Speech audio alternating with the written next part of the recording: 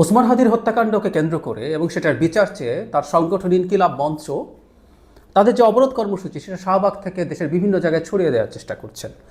শাহবাগেও তারা প্রায় লাগাতার অবরোধ কর্মসূচি পালন করছেন। আমি তাদের স্ট্যাটাসে দেখলাম আজও সেটা আছে। এটা হয়তো তারা কন্টিনিউ করতে চাইবেন।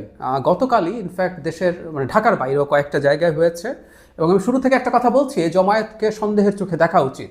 আমি জানি খুবই ইমোশনাল একটা জায়গা আছে এটার, কিন্তু একই সাথে এটাকে সন্দেহের চোখে দেখা উচিত, কারণ আমি মনে করি নির্বাচনকে সামনে রেখে নির্বাচনকে বানচাল বা পিছিয়ে দেওয়ার যে ষড়যন্ত্র আছে তার অংশ হিসেবে এটা ব্যবহৃত হতে পারে।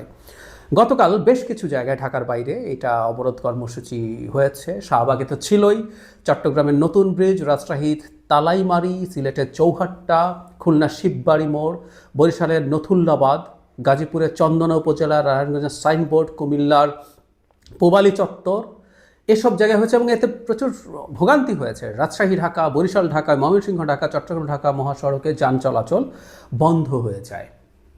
গতকাল তারা একটা দাবি জানিয়েছেন তাদের সব মঞ্চ থেকে। একটা কথা বলে রাখা ভালো যে তারা কোনো রেসপন্স পাননি তা না। সরকারের একজন উপদেষ্টা সৈয়দা রিজওয়ানা হাসান গিয়েছিলেন দুদিন আগে, গিয়ে তারা 7ই জানুয়ারির মধ্যে চার্জশিট দেবেন এবং এই সরকার থাকাকালীন সময়ে বিচার সম্পন্ন করে যাবেন বলে বলেছেন। স্বরাষ্ট্র উপদেষ্টাও গতকাল দেখলাম তিনিও একইভাবে আশ্বস্ত করেছেন। তাহলে সরকার ইজ রেসপন্ডিং এবং একটা তথ্য আমাদের সামনে এসে হাজির হয়েছে। সম্ভবত আমাদের পুলিশ অন্তত বলছে যে হত্যাকারীরা, অভিযুক্তরা ভারতে পালিয়ে গেছেন, যদিও ভারত সরকার এটাকে অস্বীকার করেছে। তারা এখন যে দাবি করছেন ইনকিলাব মঞ্চ, যেটা গতকাল জানিয়েছে 24 দিনের মধ্যে বিচার কার্য সম্পাদন করতে বলছেন। 24 ঘন্টার মধ্যে হাদির হত্যাকারীদের ফেরত না দিলে, ভারতের দিক থেকে যদি সুনির্দিষ্ট বক্তব্য না পাওয়া যায়, তাহলে ভারতীয়দের ওয়ার্ক পারমিট বাতিল করার কথা বলা হচ্ছে। ভারত তার অভ্যন্তরে আশ্রয় নেওয়া সকল খুনিদের ফেরত দিতে অস্বীকৃতি জানালে ভারতের বিরুদ্ধে আন্তর্জাতিক আদালতে মামলা দায়ের করতে হবে। এইভাবে আন্তর্জাতিক আদালতে মামলা দায়ের করা যায় কিনা তাদের একটু জেনে নেওয়া দরকার ছিল। সিভিল মিলিটারি ইন্টেলিজেন্সের মধ্যে ঘাপটি মেরে থাকা ফ্যাসিস্টদের, দোষরদের চিহ্নিত ব্যক্তি গ্রেফতারের ও বিচারের মুখোমুখি করতে হবে।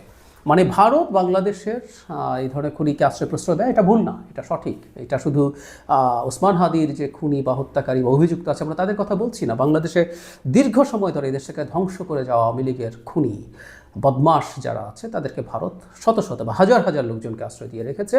শুধু তাই না, সেই মাটিতে বসে এদের যে শিরোমণি শেখ হাসিনা বাংলাদেশকে প্রতিনিয়ত হুমকি দিয়ে যাচ্ছেন। এটা একটা দিক আছে এবং এটা নিয়ে ভারতের উপর আমাদের চাপ তৈরি করাও দরকার আছে। কিন্তু ইনকিলাব মঞ্চ এখন এই পুরো ব্যাপারটাকে একটা ভারত বিরোধী রেটরিকে কনভার্ট করতে চাইছে। এই কনভার্ট করে আবারও নির্বাচনকে সামনে রেখে ভারতের সাথে একটা বড় ধরনের অস্থিরতা তৈরির চেষ্টা। আমি নির্বাচনকে সামনে রেখে অন্তত এই ধরনের চেষ্টার এক ধরনের বিরোধিতা করি, কারণ আমি প্রায় বলি যে ভারতও আসলে এটা চায়। পশ্চিমবঙ্গে নির্বাচন আছে, আসামে নির্বাচন আছে, এগুলো আগামী মার্চ এপ্রিলের মধ্যেই হবে। আসামে তার সরকার থাকলে পশ্চিমবঙ্গে বিজেপি সরকার নেই, সো এটাকে তারা তাদের পাখির চোখ করেছে। সুতরাং আমরা এই ধরনের চেষ্টা বা এই ধরনের জজবা তুলে আলটিমেটলি আসলে ভারতের পারপাস সার্ভ করছি এবং ভারতও চাইবে বাংলাদেশ এটাকে কেন্দ্র করে অস্থিরতা হোক। অস্থিরতা হলে ভারতের যেমন অভ্যন্তরীণ রাজনীতির লাভ আছে, একই সাথে আমাদের নির্বাচন ঠিকঠাক মতো হবে না। নির্বাচন হলেও সেটা প্রচুর সংঘাতপূর্ণ হওয়ার সম্ভাবনা আছে। সো এই ধরনের প্রেক্ষাপট বা পরিস্থিতি তৈরি হচ্ছে আমি মনে করি। সুতরাং ইনকিলাব মঞ্চের এই জমায়েতটাকে সন্দেহের চোখে দেখা উচিত এবং আমি আগেও বলেছি, আমি আহ্বান জানাই তাদের কাছে, সরকারকে কাজ করতে দিন। সরকার এই ব্যাপারে আন্তরিকতা দেখিয়েছে, আর পরবর্তীতে অন্তত নির্বাচনকে সামনে রেখে নির্বাচন হওয়াটাকে একটা বৃহৎ স্বার্থ বিবেচনা করে এটাকে তুলনামূলকভাবে, আমি প্রায় বলছি, আমরা অনেকেই বলেছি এই কথা, ওসমান হাদি নিজে নির্বাচন করতে যাচ্ছিলেন, তার বোনও তার হত্যাকাণ্ডের পর বলেছেন এতে যাতে নির্বাচনে কোনো রকম কোনো সমস্যা না হয়। তাদের দিক থেকেই সদিচ্ছা দেখানো দরকার।